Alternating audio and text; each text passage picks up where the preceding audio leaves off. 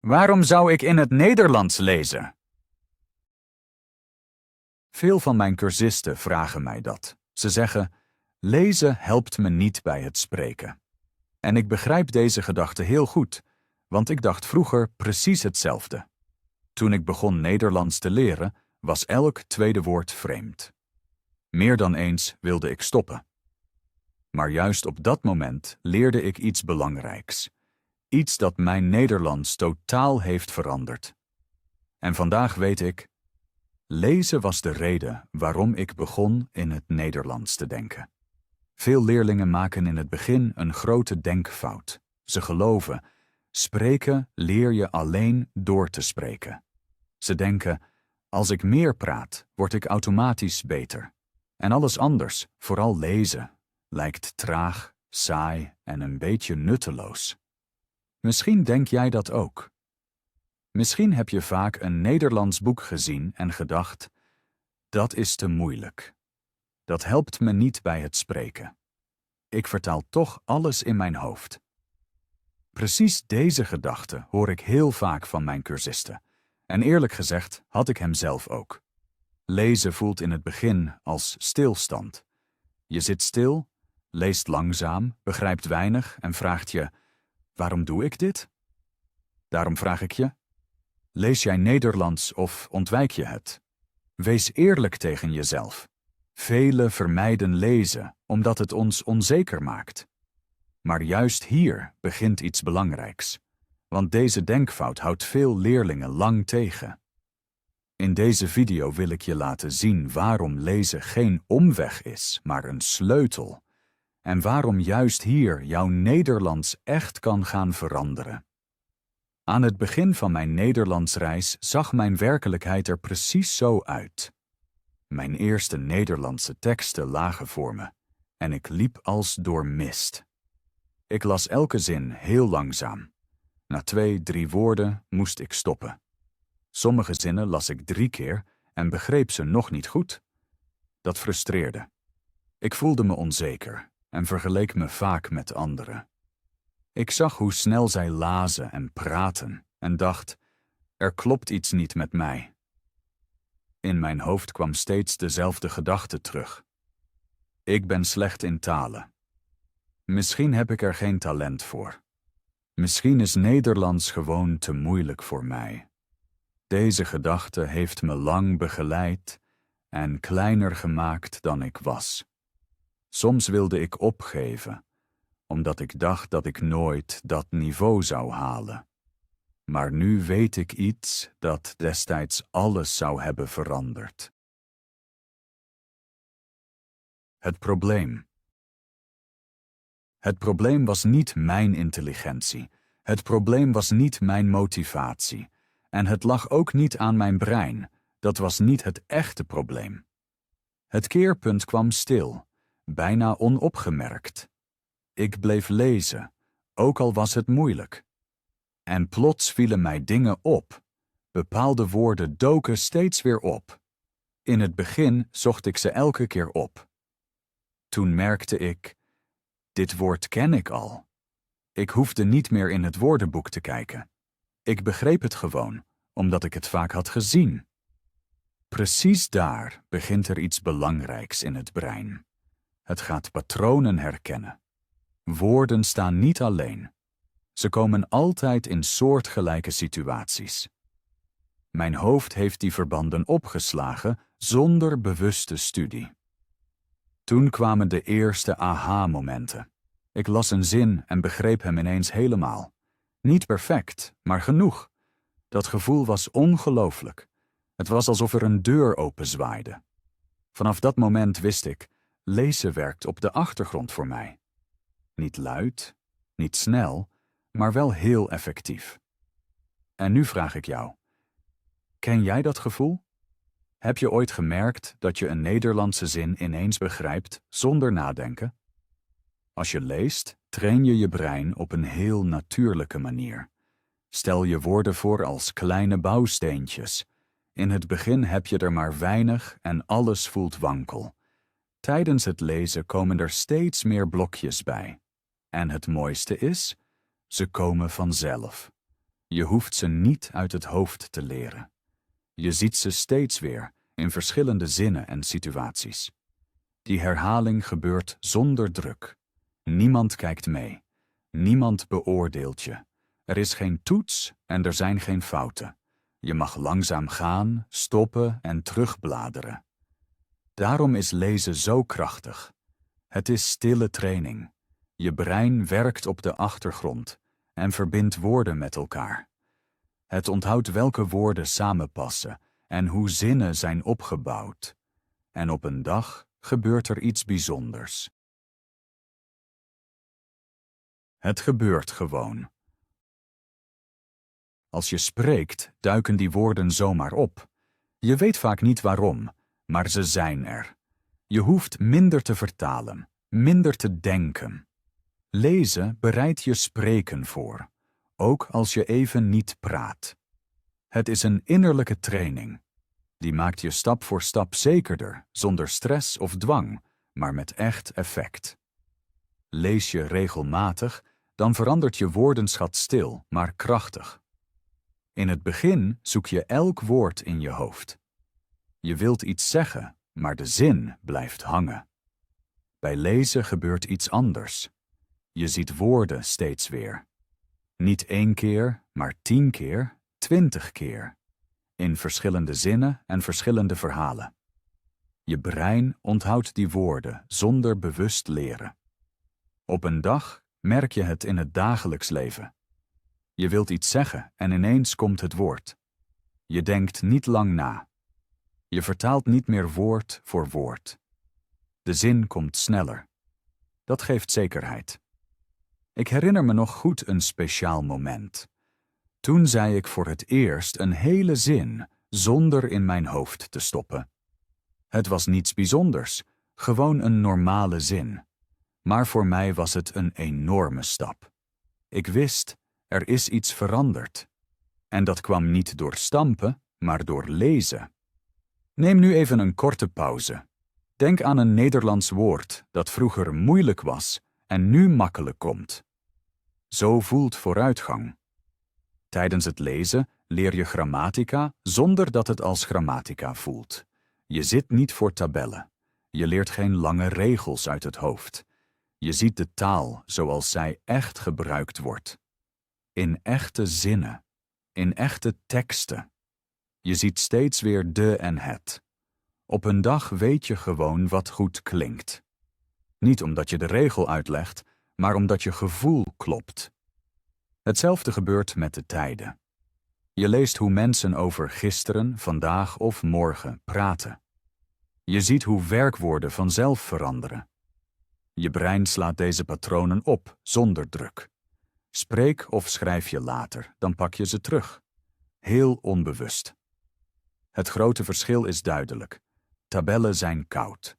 Ze leggen uit, maar blijven vastzitten in je hoofd. Teksten zijn levend. Ze tonen de grammatica in beweging. Steeds weer, in vele variaties. Daarom blijft zij hangen. Lezen is als een stille leraar die met je meeloopt zonder stress. Na verloop van tijd verandert er nog iets belangrijks. Je innerlijke stem wordt anders. In het begin lees je en vertaal je bijna elke zin naar je moedertaal. Dat kost kracht en maakt moe. Hoe meer je leest, hoe vaker verdwijnt die vertaling. Je begrijpt de zin direct, zonder omweg. In je hoofd ontstaan hele zinnen in het Nederlands, geen losse woorden. Precies daar begint de doorbraak. Je merkt ineens dat je niet alles meer controleert. De taal loopt een stukje vanzelf. Als je later wilt spreken, hoef je niet meer alles te bouwen. De structuur is er al. Het denken wordt rustiger, het spreken vloeiender. Lezen is de plek waar Nederlands langzaam je innerlijke taal wordt. Niet luid, niet zichtbaar, maar wel heel krachtig. Lezen met fouten. De grootste fout bij lezen is de wil om alles te begrijpen. Bijna alle cursisten doen precies dat. Je leest een tekst en stopt al bij het eerste vreemde woord. Je pakt het woordenboek, je vertaalt. Dan lees je verder tot het volgende onbekende woord. Weer stoppen. Weer opzoeken. Na een paar regels ben je moe, gefrustreerd en denk je, lezen helpt niet. Maar precies daar zit de denkfout. Lezen is geen toets. Niemand verwacht dat je elk woord kent. Ook moedertaalsprekers snappen niet elk woord in elke tekst. De bedoeling van lezen is niet perfectie, maar beweging. Je brein heeft stroom nodig. Stop je steeds, dan breek je deze stroom telkens af. Dan ziet je hoofd geen patronen. Het ziet losse woorden, maar geen verband. Te veel woordenboek werkt als rem. Het voelt ijverig, maar blokkeert leren. Veel beter is doorlezen, zelfs als je niet alles begrijpt. Vaak legt de volgende zin het woord vanzelf uit. Soms heb je het woord niet eens nodig voor de tekst. En soms begrijp je het pas bij de derde of vierde lezing. Zo leert je brein het best. Lezen mag onvolmaakt zijn. Je mag woorden overslaan. Je mag gokken. Je mag dingen slechts ongeveer begrijpen. Dat is geen fout, dat is het pad. Als je leert met onzekerheid te lezen, wordt lezen ineens lichter. Je blijft langer in de tekst, je hebt minder stress en je woordenschat groeit toch. Misschien zelfs sneller. Een goede truc is, vraag niet wat betekent elk woord, maar waar gaat dit over? Kun je dat beantwoorden, dan begrijp je genoeg. Bewaar het woordenboek voor 1 of 2 sleutelwoorden aan het eind. Niet voor elk klein detail. Lezen lijkt op wandelen, niet op struikelen. Hoe vloeiender je loopt, hoe verder je komt. Laat je deze ene fout los, verandert je hele lezen. En dan begint echt leren. Goed lezen is niet veel lezen, maar passend lezen. Vooral in het begin zijn korte teksten ideaal. Een klein artikel, een kort verhaal, een stukje uit een boek. Je hoeft geen heel hoofdstuk te halen. Het is genoeg als je een paar minuten leest en kalm blijft. Belangrijker dan lengte is regelmaat. Beter elke dag 10 minuten dan 1 uur per week. Zo blijft Nederlands actief in je hoofd, zonder druk. Lezen moet licht voelen, niet als werk. Stel altijd een klein doel. Bijvoorbeeld, ik lees vandaag 1 bladzijde.